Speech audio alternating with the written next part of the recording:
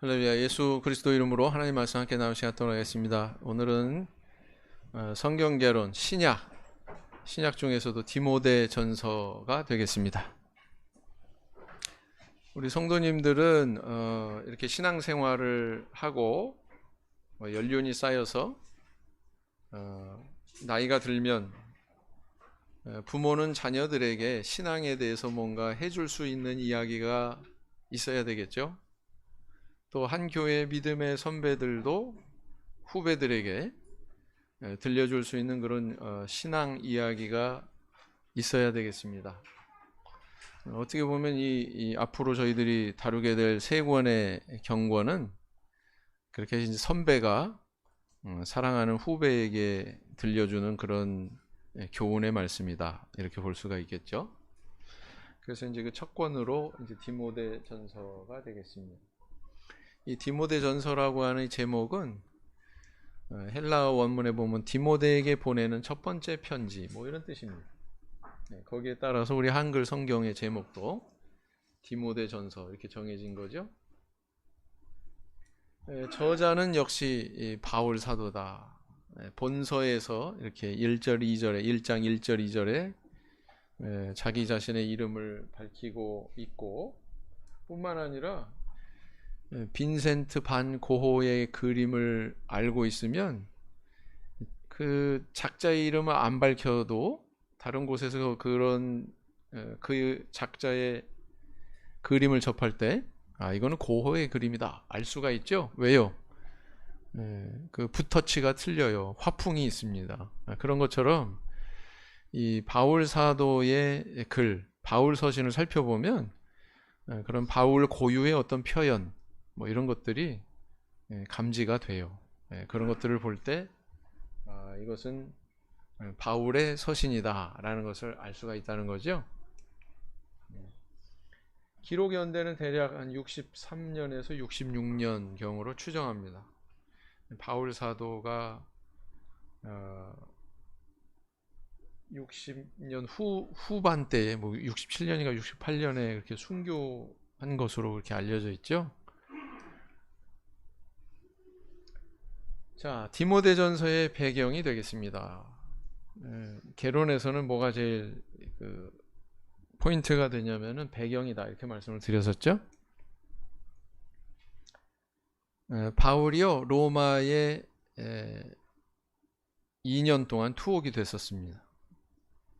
사도행전 28장에 보면 바울 사도가 로마에 가는 이야기로 마치고 있죠. 어떤 신분으로요? 죄수의 신분으로. 그래서 이제 그곳에 도착을 해가지고 가택연금과 같은 그런 상태. 그러니까 뭐 이렇게 쇠고랑 자고 막 그런 게 아니에요. 그냥 자유롭게 그 집 바깥으로만 안 나가면 되는, 그죠? 가택연금 상태로 지냈던 그런 시간이 2년이었다, 이렇게 볼 수가 있습니다. 자, 그 다음에 이제 석방된 다음에는 어떻게 했을까요?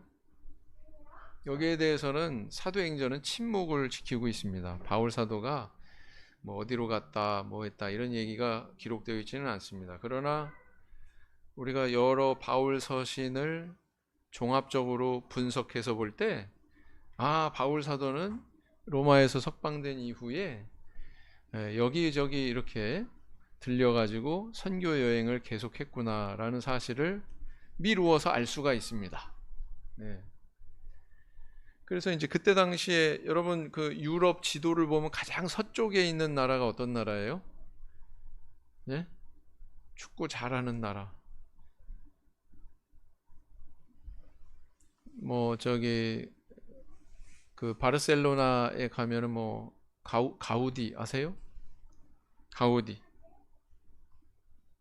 모르세요? 미안합니다. 다음에 얘기할게요. 네. 스페인이라고 하는 나라가 있죠. 그죠? 또 다른 말로 서바나 이렇게 얘기합니다. 스페인이 서바나고 서바나가 스페인입니다. 헷갈리지 마시고요. 이 스페인을 포함한 여러 지역을 돌아다닌 것으로 그렇게 추론이 돼요. 추론이. 왜? 서신서에 기록된 내용이 있으니까. 그래서 보통 바울의 선교 여행은 3차까지 아니었냐 이렇게 얘기하는데 혹자는 아니다. 그 이후에도 선교 여행을 계속했기 때문에 이때 이 여행을 일컬어서 4차 선교 여행이라고 말할 수 있다. 이렇게 이제 정리를 하고 있죠. 그래서 이제 이 4차 선교 여행의 경로를 추정하면 이렇습니다. 먼저 로마서를 근거로 볼 때 로마서 15장에 보면 여기에 15장 24절 28절에 보면 바울 사도가 로마 교회 성도들한테 서바나로 보내주기를 부탁하는 그런 내용이 있어요. 네. 그래서 아마 석방된 다음에 바로 서바나로 갔던 것으로 추정이 되고요. 그 다음에 그레데를 방문했습니다. 그레데를 방문한 것은 뭐 사도행전 이런 데는 뭐 별다른 기록이 없죠. 근데 디도서에 보면 바울 사도가 거기에 이제 디도를 체류시켜 놓는 그런 내용이 나오거든요. 체류시켰다는 것은 거기 들렸다는 거예요? 안 들렸다는 거예요? 들렸다는 얘기죠. 그리고 어디로 갔느냐? 골로새를 경유해서 에베소로 갔다. 에베소에는 또 누구를 남겨놓느냐? 디모데를 거기에 남겨놓습니다. 그리고 나서 이제 마게도냐 지방 이름이라고 그랬습니다. 마게도냐의 첫 번째 도시가 뭐였습니까? 최초로 세워진 교회 마게도냐에서 빌립보, 그죠? 그래서 빌립보를 방문하고 아마도 이 빌립보에서 디모데전서 그다음 디도서를 기록했던 것으로 추정을 합니다. 시간의 흐름상 그렇게 추정할 수 있는 거죠. 그 다음에 이제 니고볼리를 경유해서 로마에 갔고 로마에서 2차 투옥된 다음에 여기서 디모데 후서 최후의 서신으로 알려져 있는 디모데 후서를 기록하고 68년경에 순교한 것으로 그렇게 알려져 있습니다. 그래서 이 디모데 전후서 디도서는 이렇게 그레데섬, 크레타섬, 그레데가 크레타예요. 크레타 아시죠? 들어보셨죠? 크레타 섬에 디도를 남겨놓고 또 에베소에 이렇게 디모데를 남겨놓고 했는데 그 두 사람에게 이렇게 목회를 잘해야 된다. 그리고 앞으로 이렇게 사람들을 지도해야 된다. 또 성직자는 이렇게 뽑아야 된다. 이런 것들을 기록을 해서 보낸 것입니다. 지도로 살펴보면요 이렇게 돼 있어요. 로마에서 석방됐다고 그랬죠? 몇 년 동안 옥살이 했다고요? 가택연금 상태 2년. 그 다음에 여기서 쭉 해서 여기가 서바나죠. 스페인. 여기를 경유해서 어디로 갔어요? 그레데, 크레타섬, 미노아 문명의 발상지 크레타섬. 그 다음에 여기서 이제 다시 아시아로 들어가서 골로새를 경유해서 에베소로. 그 다음에 건너가서 마게도냐 지방의 빌립보로, 니고볼리로 다시 로마로. 거기서 다시 체포돼서 마지막 생애를 마감하는 그런 경로를 밟고 있다라는 겁니다. 조금 더 이제 확대해서 보면 이렇습니다. 밑에 보니까 그레데 섬이 보이죠? 이 그레데 섬에 디도를 체류시킵니다. 디도. 그 다음에 골로새 경유해가지고 에베소 가가지고는 누구를 체류시키냐면은 디모데를 거기 체류시킵니다. 남겨놓는다는 얘기죠. 여기 잘 지키고 있어. 이렇게. 그 다음에 이제 빌립보로 건너가서 여기서 아마 기록했을 것이다. 잠시 숨 돌리면서 디도에게 보내는 편지, 또 디모데에게 보내는 편지를 써가지고 발송했을 것이다. 그 다음 니고볼리를 경유해서 로마로 들어가게 되죠. 로마에서 마지막으로 디모데 후서를 기록합니다. 그래서 바울 사도의 최후의 서신 뭐예요? 디모데 후서. 그렇게 기억하시면 됩니다.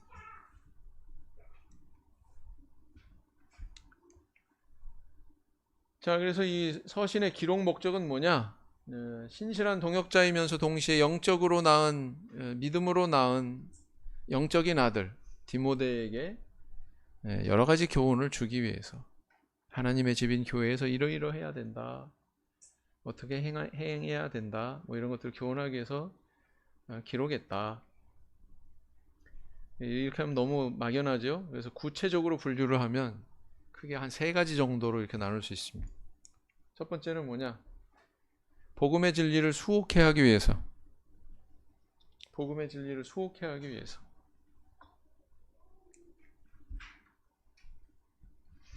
여러분, 이 두 사람의 관계가 얼마나 각별했냐면요. 바울 서신을 보면 바울 사도가 바울과 디모데는 누구누구에게 문안하노라 이런 표현들 많이 발견하셨죠. 그게 무려 6군데 나와요. 6군데.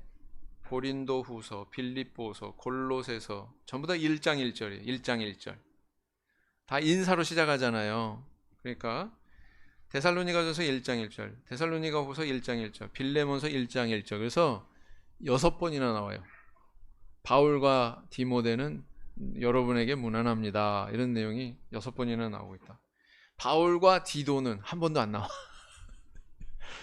그 다음에 바울과 실루아노와 디모데는 이렇게 세 사람이 나오는 경우가 2번 있습니다.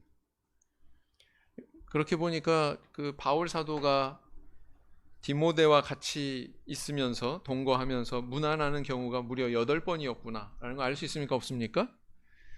그러니까 뭐 그 껌딱지 같이 딱 붙어가지고 바울 사도를 이 디모데가 굉장히 추종하면서 그렇게 다니는 그런 후배였다라는 걸 알 수가 있습니다. 그렇죠? 마치 그 모세를 수종했던 여호수아처럼, 그 다음에 엘리야를 쫓았던 엘리사처럼, 네, 아마 그러했던 것 같아요. 그래서 이제 어떻게까지 얘기하냐면 믿음으로 낳은 아들이다 이렇게까지 이야기하고 있죠. 믿음으로 낳는 아들 많이 만드세요.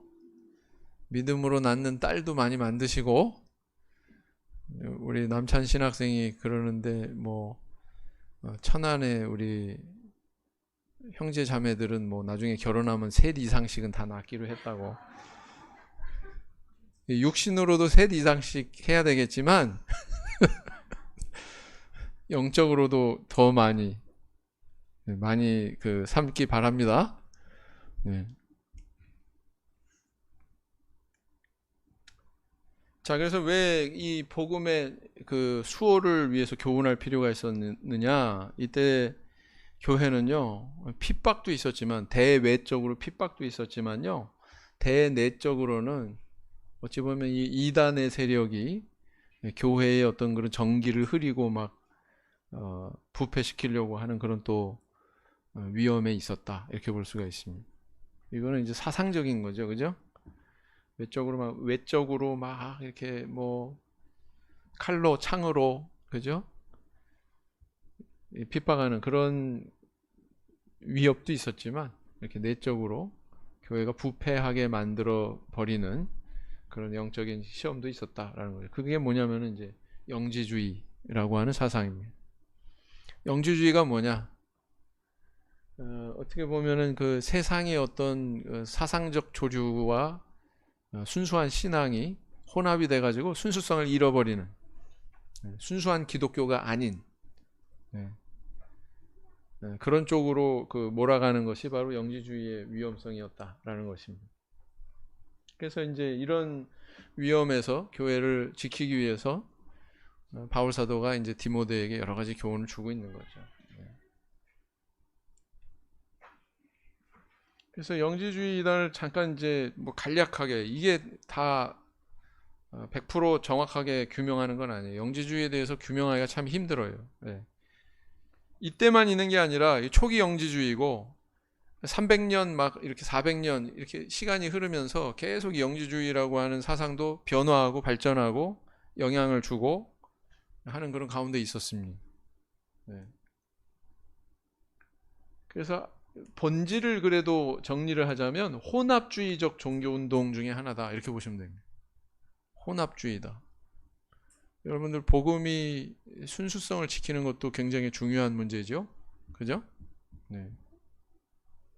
근데 여기에 그 기준에서 본다면 지금 기독교는 굉장히 삐뚤어진 길을 가고 있다. WCC니 뭐 종교통합운동 뭐 이런 거 있죠.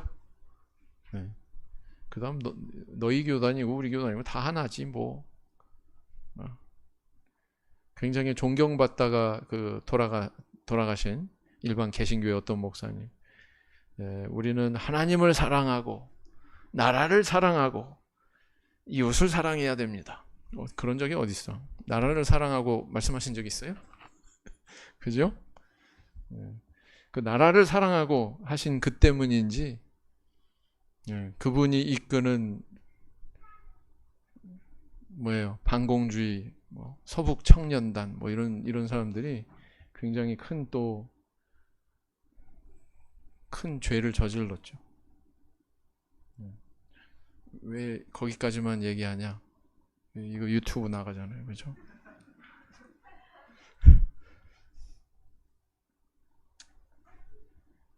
이 영주주의자들이 주장하는 것은 뭐냐면은 참된 지식인 이 그노시스 또 다른 표현으로 노스틱주의 뭐 이렇게도 표현합니다. 영지, 신령한 지혜를 알아야 신령한 지혜면 좋은 뜻 아닌가? 네, 본래 그 명칭은 다 번지르르 하잖아요. 본질은 열어봐야 아는 거고, 그죠?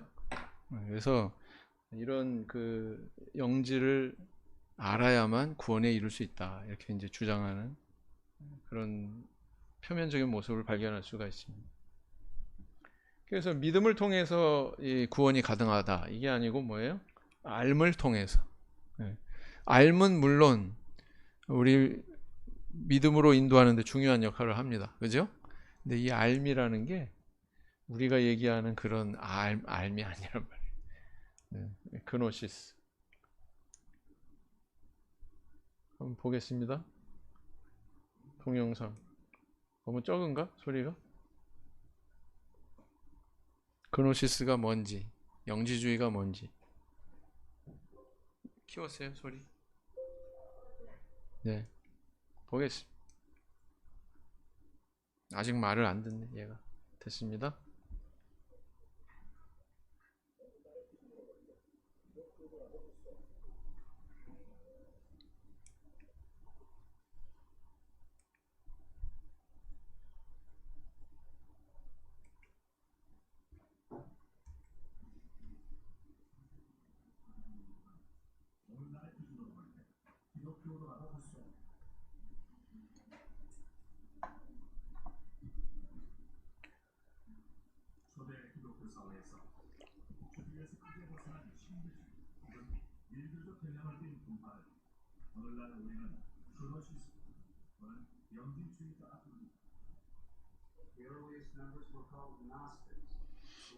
예, 영어라고 너무 긴장하실 필요 없습니다. 조금 있으면 설명이 나옵니다.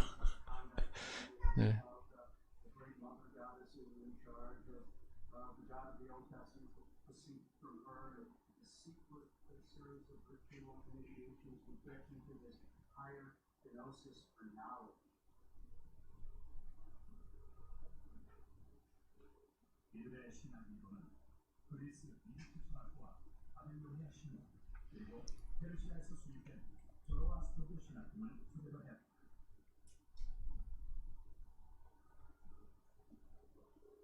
지금 여러 가지를 얘기했어요. 막 혼합됐다는 얘기죠? 여러 가지가?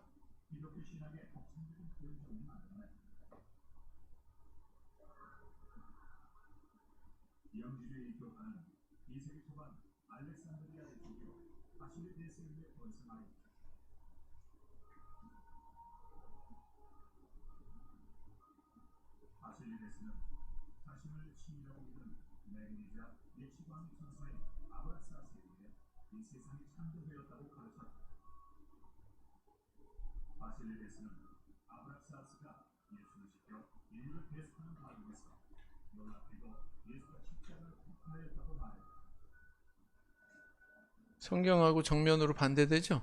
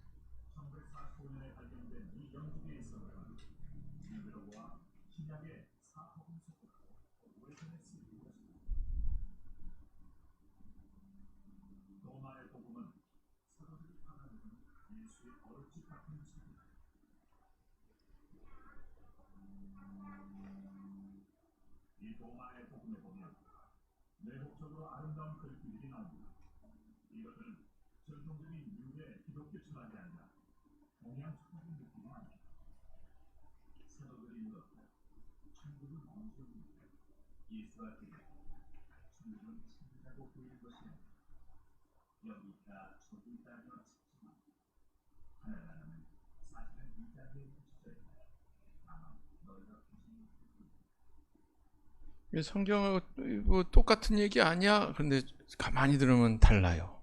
끝에 가서 조금씩 달라요.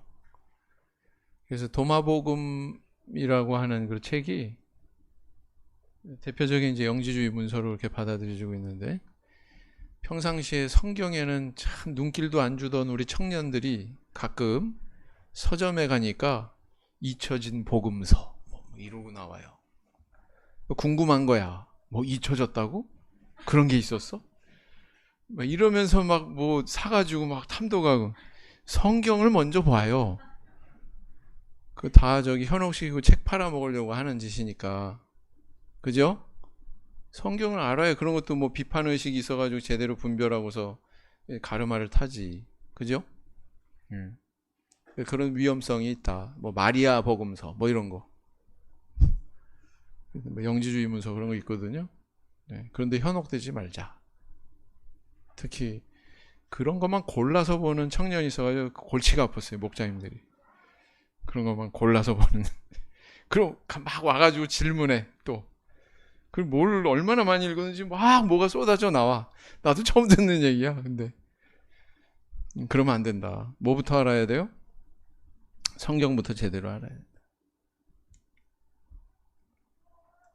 자, 잠깐 이제 뭐 그냥 다는 몰라도 그냥 영지주의가 이런 게 있었구나. 막 이것저것 갖다가 짬뽕 시켜놓은 혼합 종교주의적인 성격의 것이 영지주의구나. 뭐 이렇게 이해하시면 될 것 같습니다. 그러면 간단하죠? 자, 두 번째, 이 디모데전서를 기록해서 발송한 목적은 뭐냐면은 목회사에게 실제로 적용이 될 여러 가지 지침들, 여러 가지 원리들을 전달하기 위해서 기록을 했다라는 겁니다. 그래서 이제 이 디모데가 체류한 교회가 에베소 교회라고 그랬잖아요. 아마 그 에베소 교회를 맡길 만큼 바울 사도는 그 디모데의 어떤 역량을 신뢰했던 것 같아요. 그러나 신뢰는 했지만 아직은 연소하기 때문에 경험이 일천하고 아무래도 좀 모자란 점이 있었겠죠, 그죠? 연륜이라고 하는 면에서. 그래서 이제 이런 디모데에게는 선배의 조언이 절대적으로 필요했다 이렇게 볼 수 있습니다. 여러분 인생의 오랜 경험을 한 그런 어른들의 말에 귀 기울이는 것이요 대단히 큰 유익이 있습니다. 교회에서도 오랫동안 이렇게 임원 생활하신 그런 분들의 이야기를 잘 듣고 후배 임원이 물려받아서 일하는 게요 굉장히 유익이 있습니다. 이렇게 경험이라는 게 그래서 중요해요. 경험 있는 사람의 말에 귀를 기울일 때 시행착오가 없습니다. 시행착오를 줄일 수 있습니다.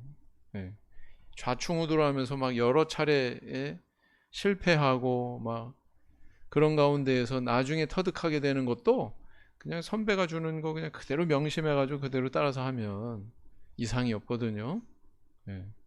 그래서 이 경험을 올바른 그런 체험의 교훈을 잘 수용하는 것이 참 지혜로운 일이다.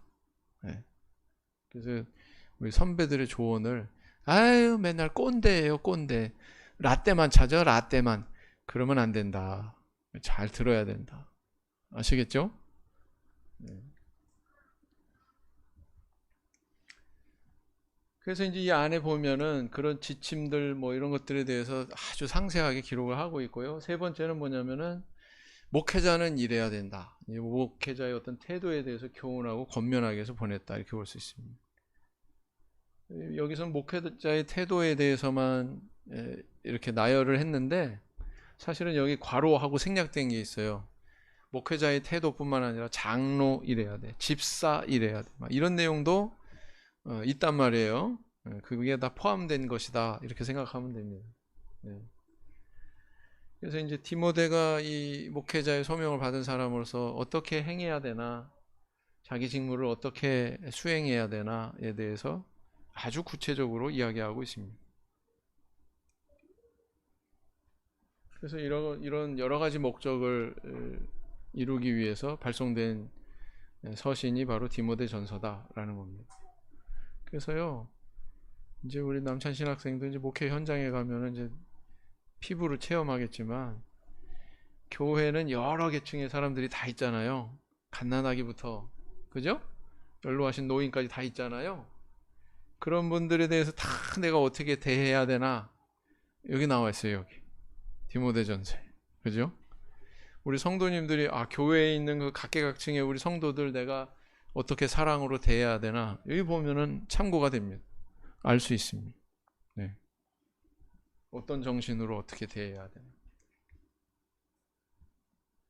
그래서 이 목회서신이라고 그래요. 그래서 이런 성격을 가지고 있기 때문에 목회서신이라고 그러는데, 이 목회서신은 세 권, 디모데전서, 디모데후서, 디도서 이렇게 세 권을 목회서신이라고 한다. 목회에 관한 권면과 조언을 기록한 책들, 이 세 권이 바로 그런 성격을 가지고 있다. 목장님 그러면은 이거는 그냥 목회자만 읽으면 되네요? 아닙니다.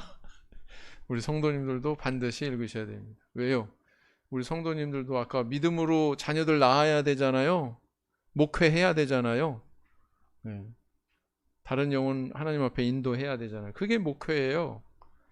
그러니까 우리 성도님들도 다 읽으셔야 되고 숙제하셔야 되죠. 그죠? 네, 그렇습니다. 내용을 저는 그냥 포인트만 딱 집어가지고 그냥 뭉뚱그려서 이렇게 이야기했습니다. 바울 사도 항상 뭐라고 해요? 은혜와 평강이 있기를 원합니다. 이러고 인사하죠.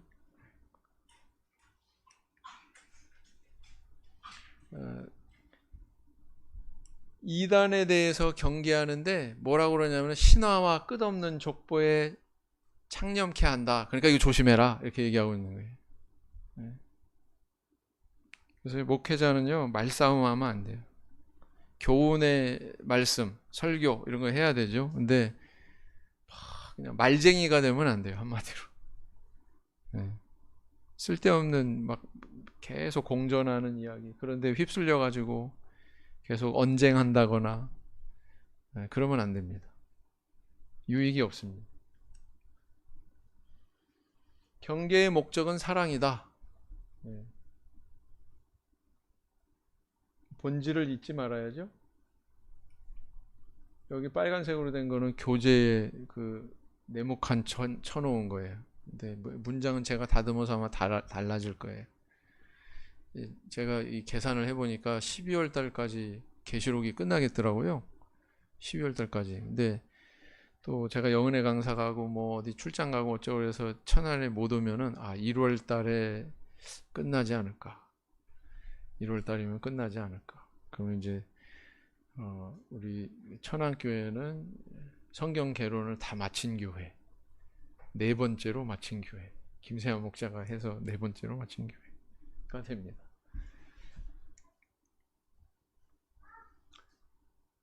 예언을 따라 선한 싸움을 싸우고 착한 양심을 가지라. 이 디모데에게 착한 양심을 가져라. 이렇게 권면하고 있죠. 2장 1절에 보면 또 어떤 내용이냐면, 첫째로 그러면서 모든 사람과 세상의 위정자를 위해서 간구와 기도와 도구와 감사를 하라. 근데 여기 뭐라고 되냐면 첫째로, 근데 둘째로, 셋째로는 안 나와요. 첫째로만 나와요. 그 의미는 뭘까요? 가장 먼저의 뜻이죠. 가장 먼저. 기도 제목에, 우리 성도님도 기도 제목에 뭐가 있는지 한번, 뭐가 제일 첫째로 있는지 한번 생각해 보세요. 대만 가가지고 좀 제가 문화적인 좀 격차를 느낀 점이 뭐냐면, 교회 가니까 굉장히 거창한 것도 아니고 말씀해 주는 건데 이대로 기도하고 있어요. 세상의 위정자를 위해서 막 이렇게. 그래서 이것도 우리가 나라를 위해서 기도해야 되는구나. 여러분들 미얀마 위해서 기도하고 계세요? 미얀마에도 우리 교회 있거든요. 이제 막 태동하는 몇 개 안 되는 교회거든요. 지금 굉장히 어려움 당하고 있는데 우리 교회도 어려움이 있지 않겠습니까? 그죠? 그러니까 우리 기도의 순서도 참 중요한 것 같아요. 첫째로 그러면서. 그래서 제가 12바구니 뭐 기도 제목 그렇게 해서 정한 적이 있었는데 그 맨 앞에 이런 기도 제목을 저희들이 고쳐서 해야 될 필요가 있는 것 같습니다. 바울 사도의 뚜렷한 소명의식, 하나님께서 나를 이방인을 구원하기 위해서 나를 일꾼으로 세우셨다. 교회 안에서 남자들 여자들은 이와 같은 덕으로 질서를 확립해야 된다. 남자들은 이래야 돼. 교회 안에 남자들은 이래야 되고 교회 안에 여자들은 이래야 돼. 이런 내용들을 기록하고 있습니다. 또 뭐예요? 집사는 이래야 돼. 장로는 이래야 돼.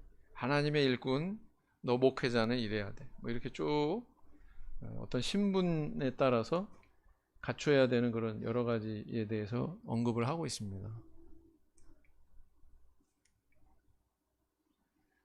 그런 어떤 마땅히 이래야 돼 하는 그런 지침들은 교회라고 하는 공동체의 특징을 그대로 반영을 하고 있죠. 교회란 바로 이런 거룩함을 이루는 곳이고 이런 실천이 있어야 되는 것이고 이런 곳이 되어야 돼라는 것과 결부되어 있습니다. 두 가지.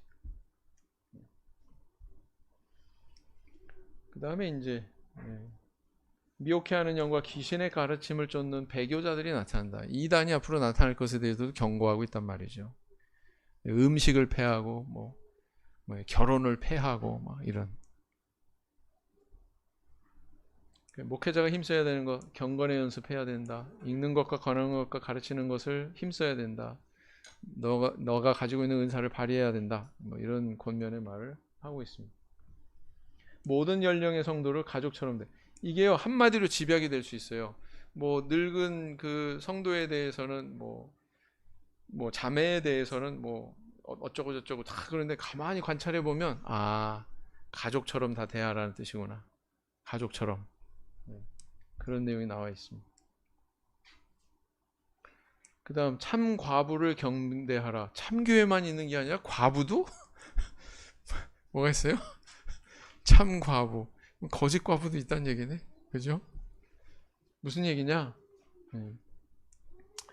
젊은 과부의 경우는 이제 다시 또 재혼할 수 있으니까 어떤 교회로부터의 어떤 혜택을 주는 대상에 들어갈 수 없다 이렇게 얘기하는 거죠. 중요한 표현이 나오는데 과부 친척이 있으면 자기가 도와주고 교회가 짐지지 않게 하라.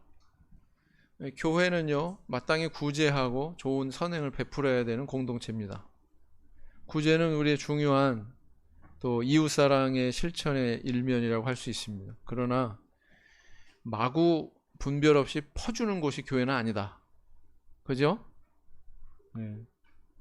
그런 곳이 교회는 아니에요. 이 정신이 뚜렷하게 드러나요. 교회로 짐지지 말게 하라. 왜 그럴까요? 막 퍼주다 보면 정말 도움이 필요한 사람한테 도움이 안 갈 수가 있어요. 맞죠? 정말 어려운 때에. 그런 부조리한 상황이 일어나면 안 되잖아요. 그리고 또 교회의 재정은 꼭 구제에만 쓰는 게 아니라 또 성업을 위해서 많은 또 영혼들을 구원하는 그런 일에 써야 되잖아요. 활용해야 되잖아요. 이 구제만을 위해서 교회 재정이 존재하는 건 아니잖아요. 그러니까 이런 것들을 균형 있게 하려면 아껴야죠. 그죠? 또 합리적이어야 되죠. 그런 어떤 지침을 주고 있다. 이걸 조금 더 확대해서 가면 정말 도울 만한 사람 도와야 된다. 뭐 안 도와도 되는 그런 계층에 대해서는 괜히 낭비하지 마라, 뭐 이런 교훈을 담고 있다, 이렇게 볼 수가 있습니다. 장로에 대해서는 이렇게 대하라, 뭐 배나 존경해라, 뭐 막 이런 말씀도 있고요. 아무 일도 편벽되게 하지 말고 분별력 있게 처리해라, 이런 말씀도 있습니다. 믿는 상전을 가진 종들은 성실하게 일해야 된다. 저분 나랑 같은 형제야, 같은 교회야, 그리고 게으름 피우고 자기 일해야 되는 몫에 대해서 등한히하고 게으름 피우고 막 이러면 안 된다. 예. 또 상전은 떼어 먹으면 안 되죠. 그 에베소서에도 나와 있고요, 골로새서에도 나와 있고요. 기억하시는지 모르겠지만 상전들아, 종들아, 이 호칭 나왔죠? 상전들아는 뭐라고 했어요? 오우너, 소유주, 고용인, 이걸 상전들아 이렇게 얘기하는 거고요. 종들아, 이거는 피고용인, 그죠? 근로자, 누구한테 소속이 돼가지고 불임을 받는 그런 위치에 있는 사람을 겨냥해서 종들아 이렇게 얘기하고 있습니다. 죽게 하듯 하라, 그죠? 상전들은 떼어먹지 마라, 속이지 마라, 정당하게 일한 거 정당하게 급여를 줘라, 뭐 이런 교훈들을 주고 있습니다. 그래서요, 항상 우리 삶의 문제와 우리 신앙을 연결시키고 있다, 이거 잊지 말라고 그랬죠? 네. 6장 3절에서 19절까지는 사역자에 대한 그런 바른 모습에 대해서 이렇게 교훈하고 있습니다. 부패한 거짓 교사들의 모습을 경계해라. 왜요? 막 이렇게 뭐 상대하고 말 섞고 막 이러다 보면 자기도 그렇게 돼버릴 수가 있거든. 경계해야죠. 믿음의 선한 싸움을 싸워라. 재물에 소망을 두지 말고 선한 사업에 소망을 둬라. 이런 교훈의 말씀들이 있습니다. 핵심만 쓴 거예요, 제가. 핵심만. 맺는 말. 이렇게 끝나고 있습니다. 자, 그 가운데서도 핵심이 뭐냐? 핵심의 핵심. 디모데에게 주는 경계의 교훈 3가지가요, 눈에 띕니다. 왜 그럴까요? 반복구가 나타나기 때문에. 무익한 변론을 피해라. 이 구절이요, 하나, 둘, 3군데 이렇게 나오고 있어요. 무익한 변론 피해라. 변론하지 마. 경계해. 그러기 쉽다는 거죠. 다시 말하면 시간 낭비하지 마라. 말싸움으로 시간 낭비하지 마라, 이겁니다. 그 다음 2번째는 선한 싸움을 싸워라. 믿음의 선한 싸움을 싸워라. 여기에 대한 내용이 1장 18절, 6장 12절 2군데 나오고요. 디모데후서에서 또 한 번 이렇게 나오고요. 이런 사실을 볼 때 바울 사도가 이 디모데에게 믿는 자로서 계속 투쟁해 나가야 되는 어떤 영역이 있다는 것을 피력하고 있다. 본질적인 사역에 창념해라. 창념이라고 하는 단어가 나와요. 창념. 2군데 나옵니다. 창념이 뭐예요? 마음의 초점을 모으는 거죠. 거기에 모아서 다른 것 쳐다보지 않고 흔들리지 않고 거기에 집중하는 거. 이게 창념이잖아요. 그죠? 읽는 것과 권하는 것과 가르치는 것에 창념해라. 그게 목회자가 할 바야. 이러면서 우리도 역시 마찬가지예요. 우리도 그런 말씀에 귀를 기울일 줄 알아야 돼요. 우리 인생이 얼마나 귀한 겁니까? 우리 시간이 얼마나 귀해요. 시간은 우리 인생의 일부잖아요. 그죠? 시간 낭비하는 건 우리 인생을 낭비하는 거라고요. 그러니까 낭비하지 마라. 가치 있게 쓰려면은 어떻게 해야 될까요? 본질에 집중해야 되죠. 부수적인 거에 마음을 빼앗기면 창념 못한다. 그 다음 각 사역자상의 제시의 내용이 나오고 있는데, 목회자, 그 다음에 뭐예요? 장로, 집사, 그 다음에 성도, 남자 성도, 여자 성도, 이렇게 어떤 그 신분에 따른 어떤 그 바람직한 모습에 대해서 이렇게 제시하고 있다라는 것입니다. 이게 핵심이에요. 자, 읽어보겠습니다. 형제반 자매반 시작.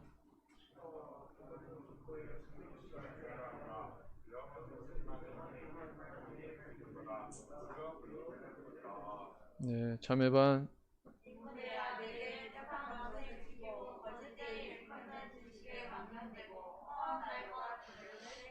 네. 그리고 피해야 되는 게 있어요. 그다음 맞서야 되는 게 있어요. 맞서서 싸워야 되는 게 있어요. 형제반, 자매반. 시작.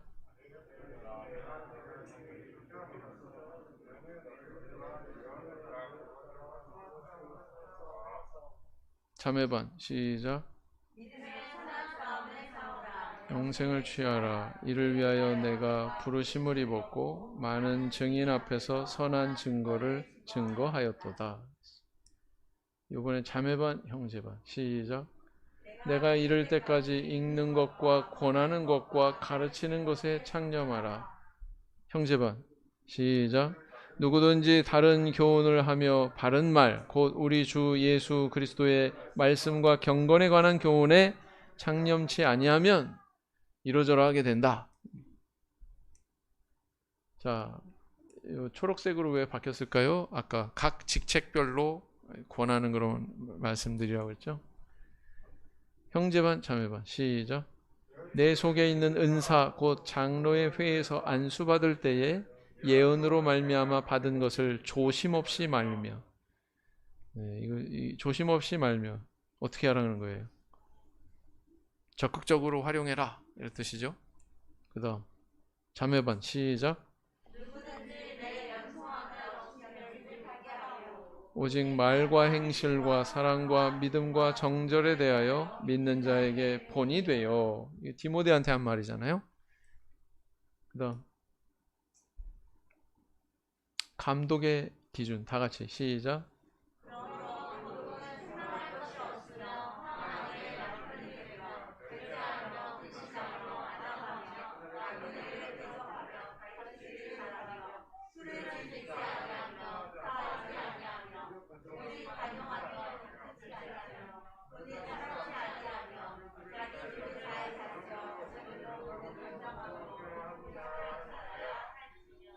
사람이 자기 집을 이렇게 감독의 이 기준에 대해서 쭉 나열하고 있죠. 또 집사도 나와요. 형제반, 자매반. 시작. 이와 같이 집사들도 단정하고 일구이언을 하지 아니하고 술에 인박이지 아니하고 더러운 일을 탐하지 아니하고. 3장 10절 시작.